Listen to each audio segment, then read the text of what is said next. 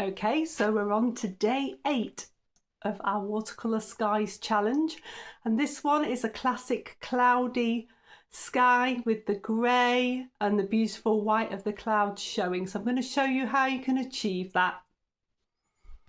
Okay, so we are onto this beautiful cloudy sky with some lovely trees, spring trees as well. So I've got a little bit of paper, Saunders Waterford 5 by 7 inches, and I'm going to come nearly to the bottom with the water.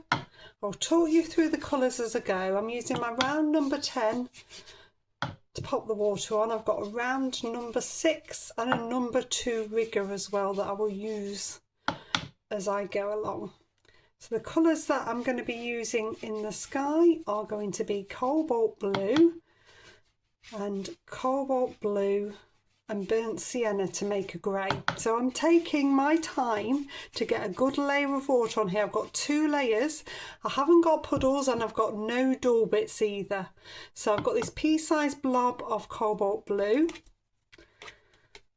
and I'm mixing that into about half a teaspoon of water. I'm taking some of that cobalt blue and adding some burnt sienna. Get that to move. It's a little bit stuck to the palette. And what I'm looking for is a nice grey, not too blue, that's a bit blue, so I'm going to get a bit more burnt sienna out. So I've got a nice grey there. It's important that we use a grey that is going to work and not be too shooty. So making up my own grey means that I know what blue's gone into that, and cobalt blue stays still. Okay, so I've picked up my round number 6 and I'm coming into the paper with a circular motion. So I want to leave these clouds as fluffy as I can. Now I'm not going to get all of them, but I'm going to get a good impression of them. So that's what we're aiming for. Circular motion, pushing that brush down.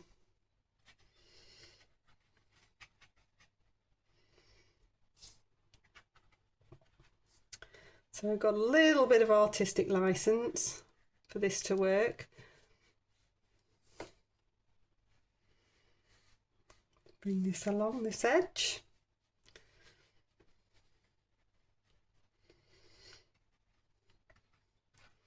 So because I've held the brush down, the colour's not flowed too far, and I've got a nice cloud-like effect already.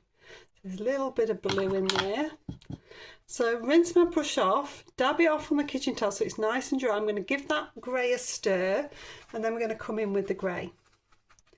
So we don't want it to be too strong. If it's too strong, you're going to spread that little bit that you've got around. So we're going to get some nice bits of grey within these clouds.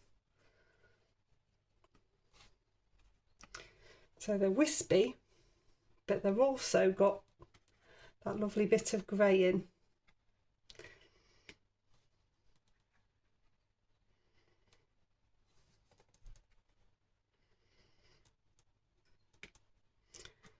And take some little bits of grey in as well.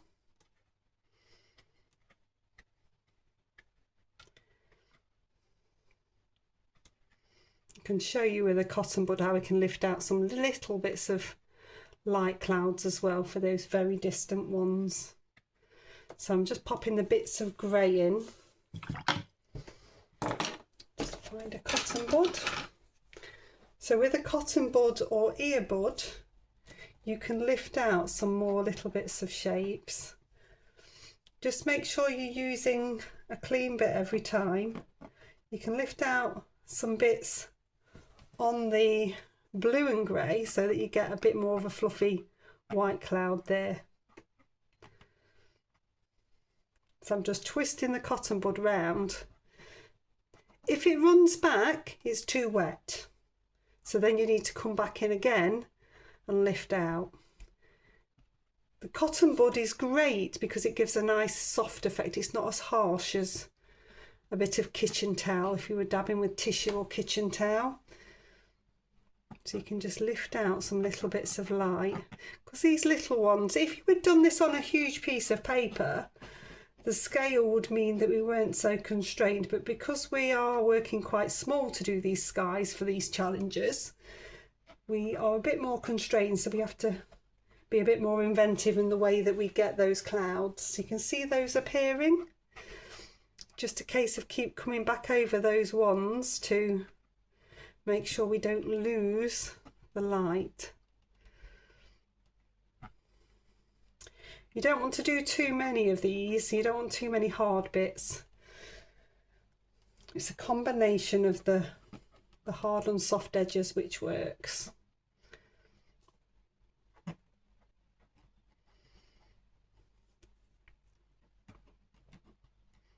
can swap to different cotton bud if you feel you need to.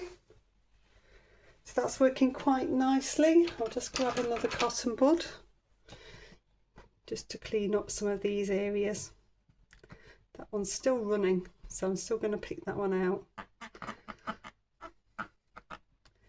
It's a little dabbing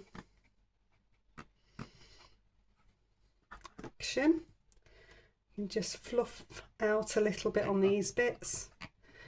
Cobalt blue tends to not be too staining, so it's quite a good colour to work with. Ultramarine is a little bit more staining. Cerulean blue is quite good as well, so if you didn't have cobalt you could try cerulean. Definitely not phthalo, because that's very staining and it'll be hard to lift out.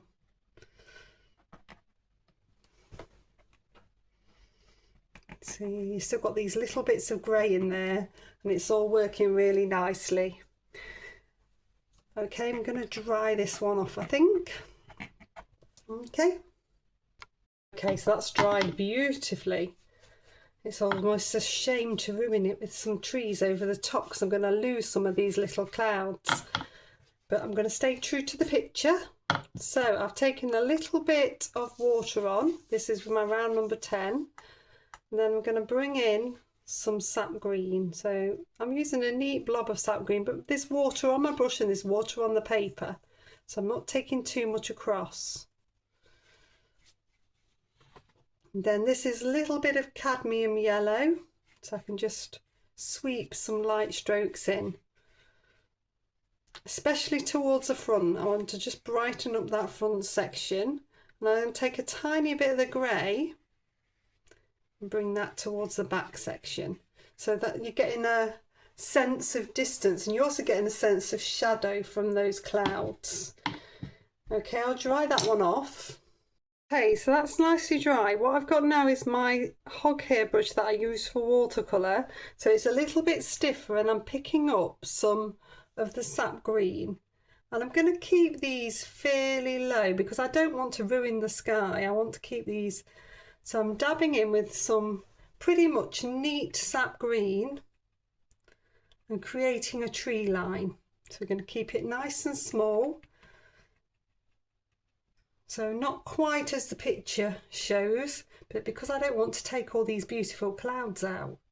You want to vary the height of the trees. I'm dabbing and rolling the brush left to right so I get a nice arch appearing on these trees. And you can bring it down into the land. We'll take a slightly higher one here.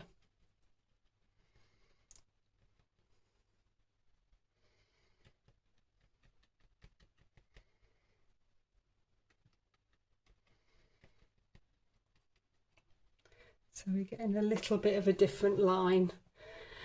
If I take a tiny bit of cobalt blue into that green on the brush, so it's a little bit darker, I can just bring that towards this bottom.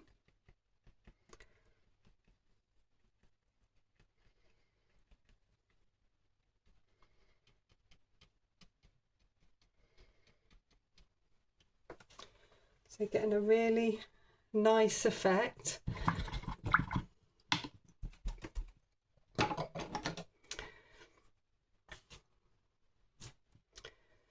And then if I take some more burnt sienna into this grey mix, I'm going to make a dark brown. So I can just bring in a few tree trunks. Now with something like this, less is more and you don't want a pattern. So I'm just going to dot a few in. If the trees are further back, they want shorter trunks. If it's further forward or higher, they want longer ones. Can you see how I've made it really quite random? Those trees are overlapping one another. In fact, I'm going to take a little bit through here.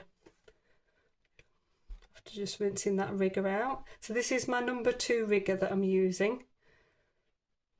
So I can just bring through a few branches. Then I'm going to take a wet brush. I've just dabbed it off a little bit and I'm going to touch each of the bottom of these trunks, moving left to right. So that's going to ground them off and give a sense of shadow. And just like that, they're attached to the surface. If you want to make it more shadowed, then you're going to take a little bit more of that green in and just dab that through as well.